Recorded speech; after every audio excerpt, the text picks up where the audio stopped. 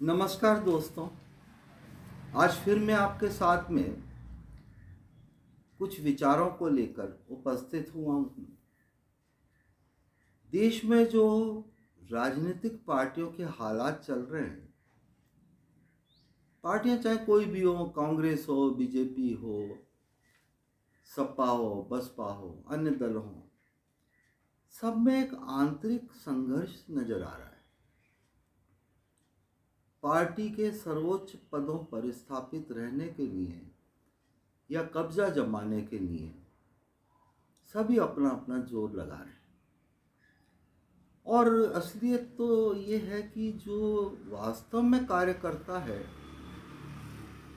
उसकी कोई पूछ नहीं है। स्थापित नेता जो वर्षों से स्थापित हो चुके हैं वही इस सत्ता सुख के मजे लेना चाहता है।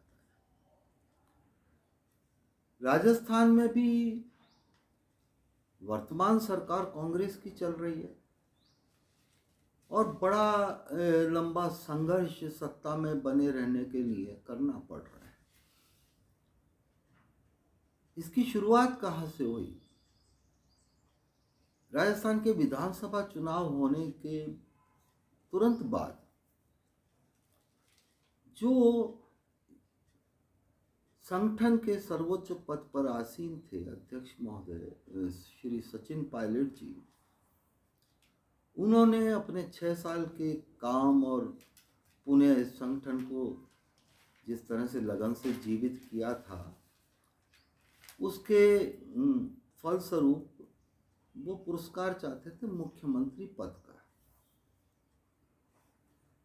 महत्वाकांक्षा होना कोई बड़ी बुरी बात नहीं मानता मैं। महत्वाकांक्षी राजनीतिक महत्वाकांक्षा सभी में होती है, नहीं तो राजनीति करे क्यों? चलिए, लेकिन जिस तरह से उन्होंने मुख्यमंत्री पद को विवादित बनाया वो कोई अच्छी बात नहीं थी।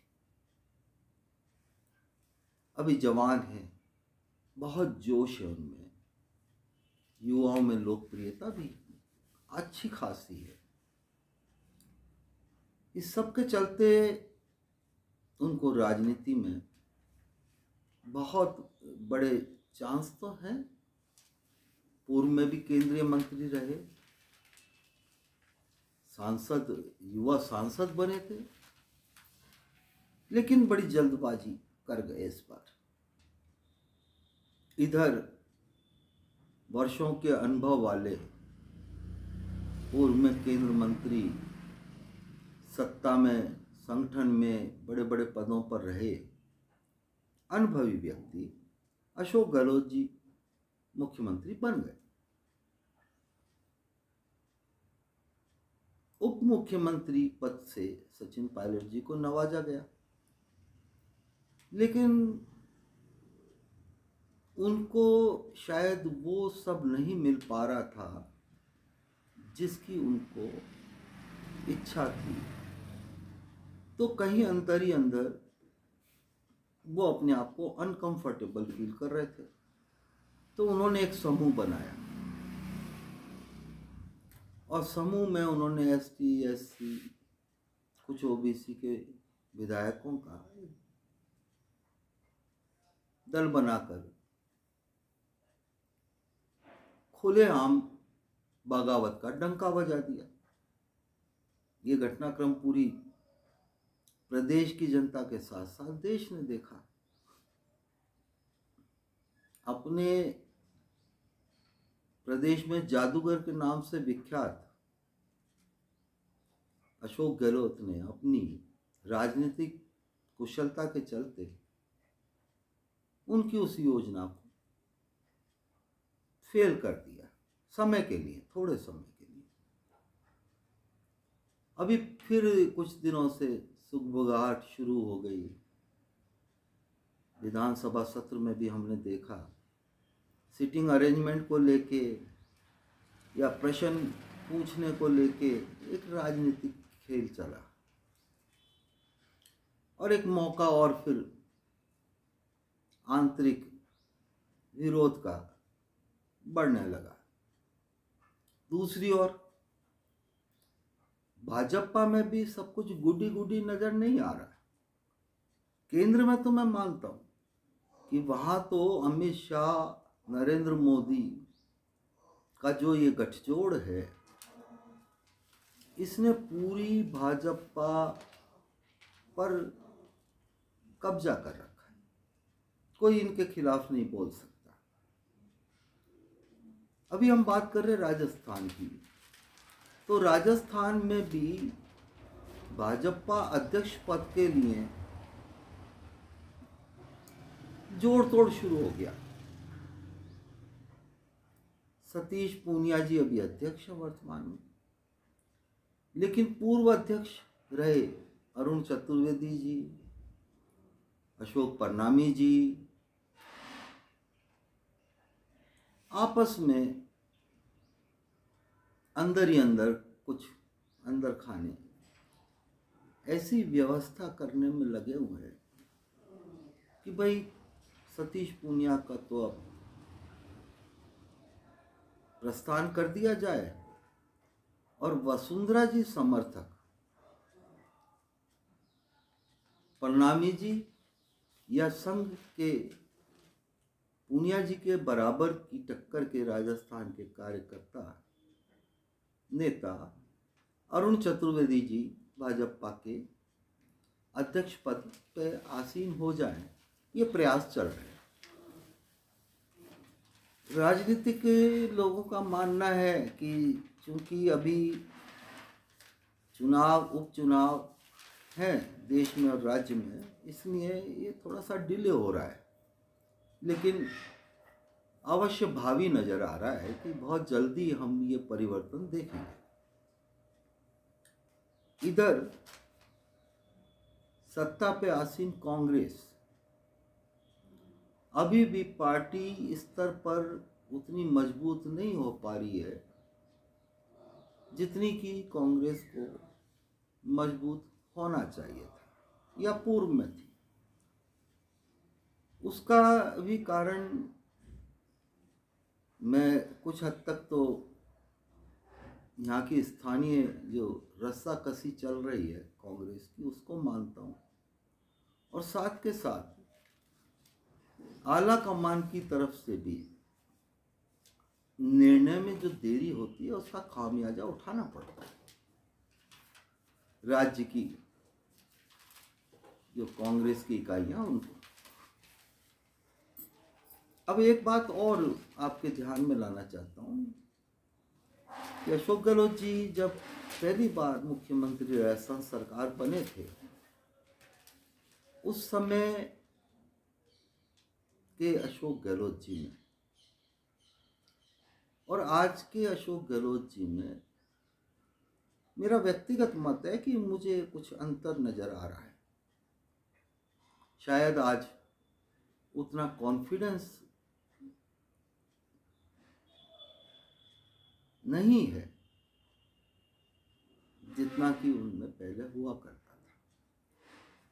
उसका कारण भी है, बड़ा तकलीफ दिया है सचिन जी ने, बहुत तकलीफ दी है, और अभी भी सब कुछ ठीक नहीं हो पा रहा है पार्टी स्तर पर। जिसे कहते हैं ना कि वो एक खेल होता है रस्साकसी का, एक तरफ 80 लोग, एक तरफ 20 लोग हिस्सा किए जा रहे हैं।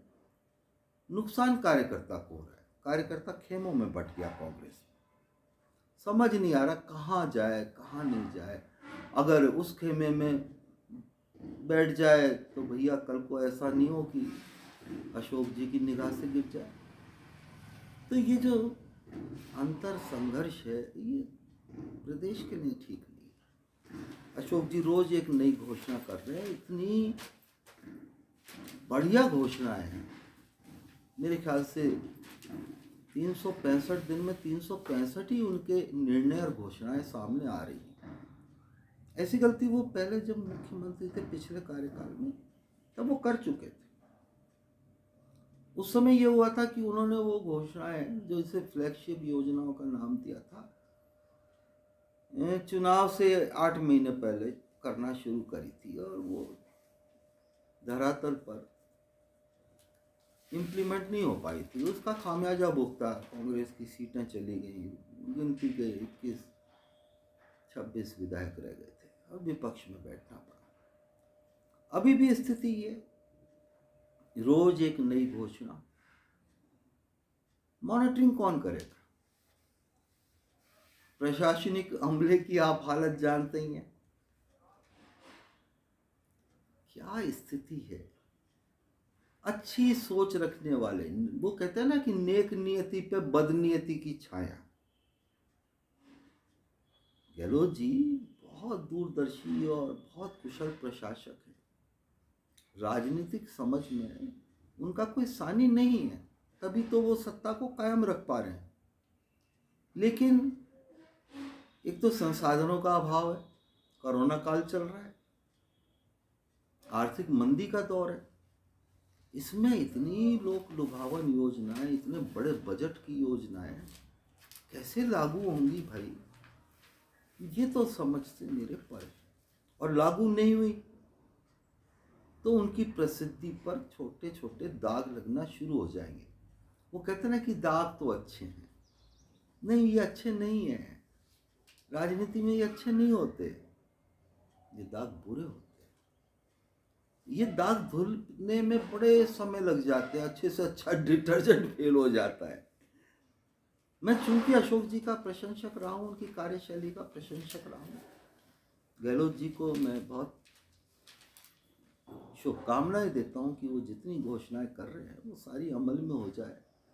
नीचे तक इसकी मॉनिटरिंग करनी पड़ेगी, लेकिन गांव ढांडी तक, प्रदेश की अंतिम छोर में बैठे व्यक्ति तक इनकी योजनाओं का लाभ पहुंचे, इस पे कई जगह वॉच डॉग बैठाने पड़ेंगे, वरना वो पहले वाली स्थिति नहीं आए तो अच्छा है।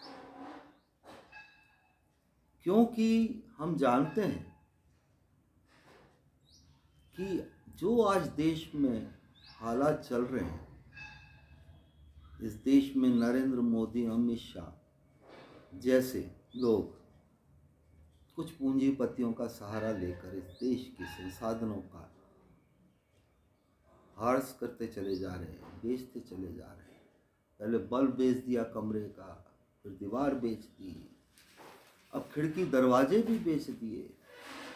अब बचा क्या है भाई? खाली एक छत है जिसकी की भ्रम है, उसको भी अगर इन्होंने उखाड़ के बेच दिया तो फिर भारत के लिए विश्व गुरु बनने का मौका तो दूर की बात है, अपनी अस्तित्व को बचाना भी तकलीफ हो जाएगा। कैसे बचाएंगे? तो आज बस इतना ही, आप और हम सब मिलके इस बारे में विचार करें। मेरी इस आवाज़ को जहाँ तक लोग सुन रहे हैं, चाहे राजनीति में हो, चाहे जनसाधारण हो, चाहे मेरे जैसे सामान्य व्यक्ति हों, इस पर विचार करें गंभीरता से। धन्यवाद, जय हिंद, कल फिर मिलेंगे।